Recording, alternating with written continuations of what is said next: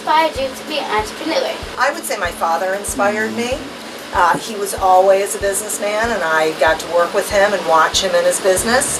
And so when I decided in 2005 that I wanted to work for myself instead of someone else, I used my father as my model.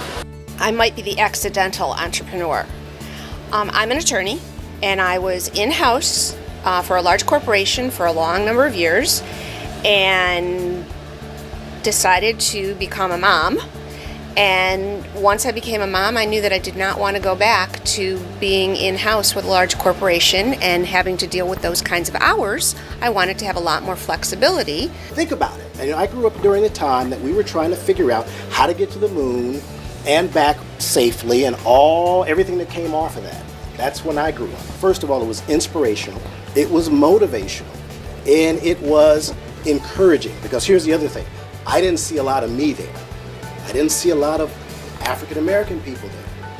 And so I'm thinking, I'm good at math and science, so I probably can do some of this too. So I said, wow, let me try. And so, I took all the math classes in high school, calculus, blah, blah, blah, physics and all that. And so, boom, I said, let me do it. I knew for me it was time to do something different, that I was working for another company and organization. And so I wanted to do something in a different way, but also doing stuff that was still things that I was passionate about. So really, I'm passionate about making places and organizations better than they were when I came in. So that passion helped to drive me to do the business.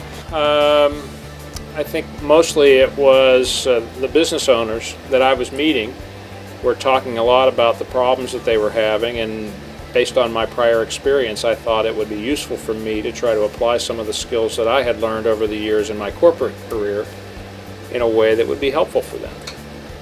Well, I've had a lot of mentors through my life, and one of which is my friend Pat Beach. And I used to sell real estate, and I one time had the opportunity to work for a residential home builder and sell new construction. And not a lot of women were selling new construction back then, especially for homes.